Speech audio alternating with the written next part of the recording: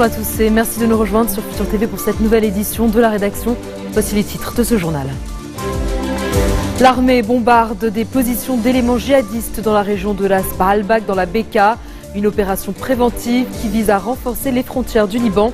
5 soldats ont été blessés, dont un officier grièvement touché. Le voyage de 4 parlementaires français en Syrie, où ils se sont entretenus avec Bachar el-Assad, continue de faire des vagues en France. L'un d'eux assure que le président syrien ne veut plus rester isolé face à la menace terroriste. Le Parlement allemand approuve à une écrasante majorité l'extension de 4 mois du programme d'aide européen pour la Grèce. Reste l'épineux problème du montant de la dette grecque que Berlin refuse catégoriquement d'effacer. Et à suivre également dans ce journal, alors que le cessez-le-feu semble tenir dans l'est de l'Ukraine, le retrait des armes lourdes du front séparatiste se poursuit. Le Conseil de sécurité de l'ONU se réunit ce vendredi en urgence pour trouver une issue pacifique au conflit. L'armée libanaise a bombardé ce matin des positions d'éléments djihadistes dans la région de Ras Baalbek, dans la Bekaa. La veille, elle y avait entamé une opération préventive dans le but de contrôler 2 collines et sécuriser les localités de Ka et Ras Baalbek, zone exclusivement chrétienne de cette partie de l'anti-Liban. 5 militaires ont été blessés, l'un d'eux, un officier, a été grièvement touché. Il a été transporté par hélicoptère vers un hôpital de Beyrouth. Le commandant en chef de l'armée s'est rendu dans la Bekaa dans la matinée, accompagné du ministre de la Défense, Samir Mokbel. Le général Jean Ahouaji a expliqué que cette opération préventive vise à renforcer les frontières du Liban. Ceci est un combat ouvert contre les djihadistes, a-t-il dit. Il a salué ses soldats, estimant que l'armée a prouvé sa capacité à remporter des victoires en s'engageant dans des combats, là où de nombreuses armées de par le monde auraient échoué. Tamam Salam a rejeté tout lien entre la présidentielle et le mécanisme de travail de son gouvernement. Depuis la fin du mandat de Michel Sleiman le 25 mai 2014, toutes les décisions au sein du gouvernement sont adoptées à l'unanimité, faute de président. Ceci occasionne donc de nombreux blocages que le Premier ministre dénonce. Il a en conséquence appelé à maintes reprises à réviser ce mécanisme de travail en adoptant la majorité des voix pour certaines décisions. Toutefois, plusieurs partis s'y opposent, considérant qu'une telle révision pourrait normaliser l'absence d'un chef de l'État. Mercredi, plusieurs ministres chrétiens se sont rendus au domicile du chef du parti Kataeb, Amin Chmayel, pour mettre en garde contre toute normalisation de la vacance à la présidence, tout en soutenant le Premier ministre. Tamam Salam s'est toutefois dit étonné face à un tel soutien, alors que les personnes réunies s'opposent à une révision du mécanisme de travail de son cabinet. Vibrant appel de Selim Huss à préserver le Liban, l'ancien Premier ministre a condamné ceux qui profitent de la vacance présidentielle pour bloquer le travail social et économique du gouvernement. Pour Selim Huss, l'article 65 de la Constitution est clair pour ce qui est du mécanisme de travail du gouvernement. Il faut appliquer la Constitution sans la détourner à des fins personnelles. L'ancien Premier ministre a ainsi déploré le fait que la vie politique libanaise connaît une paralysie sans précédent. Il a également réitéré son soutien aux accords de Taïf de 1989 qui ont mis fin à la guerre du Liban. Il a enfin appelé à l'élection d'un président consensuel, estimant que celui-ci renforce le Liban et sa société face aux crises régionales qui secouent la nation arabe.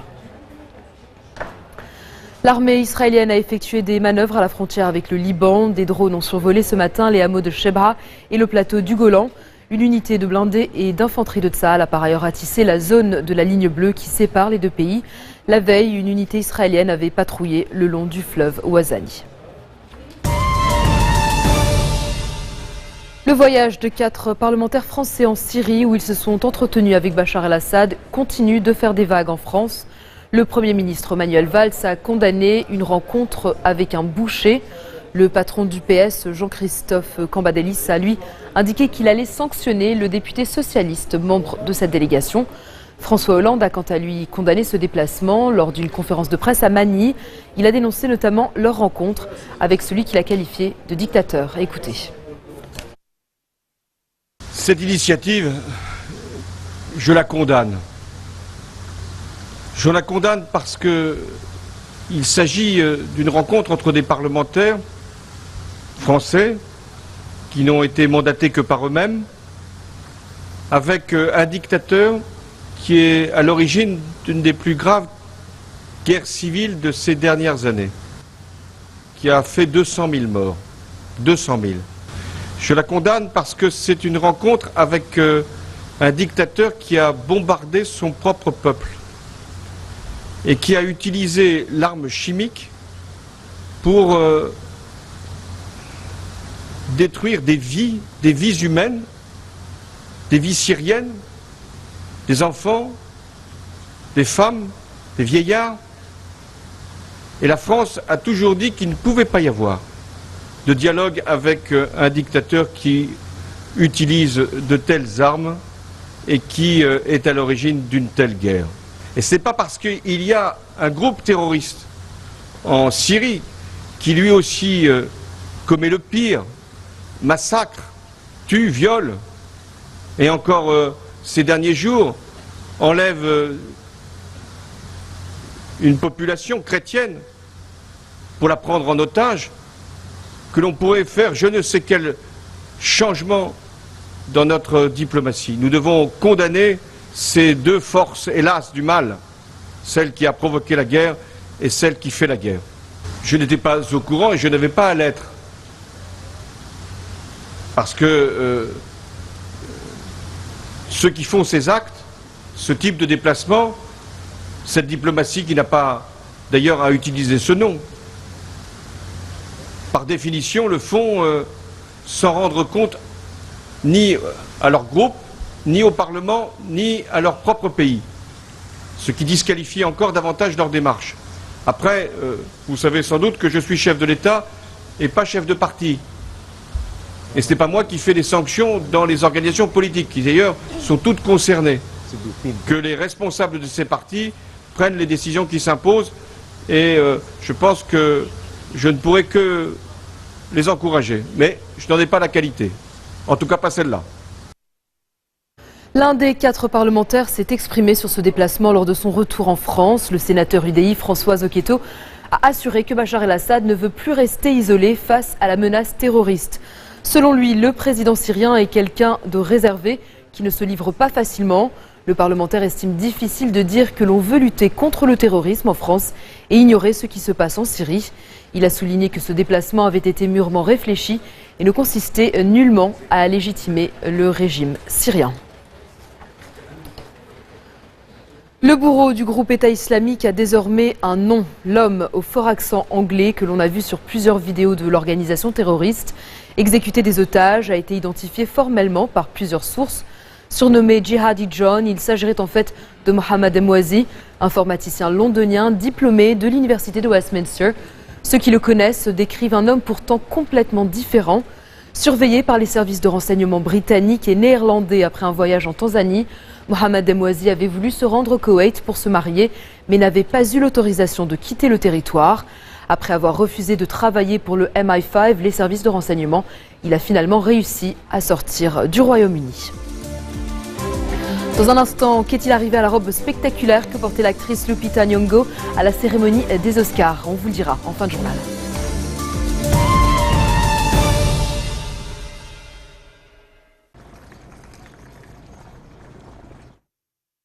Après 2 semaines d'âpres négociations, la Grèce a arraché à ses partenaires de la zone euro 4 mois de répit pour formuler un nouveau contrat pour le pays.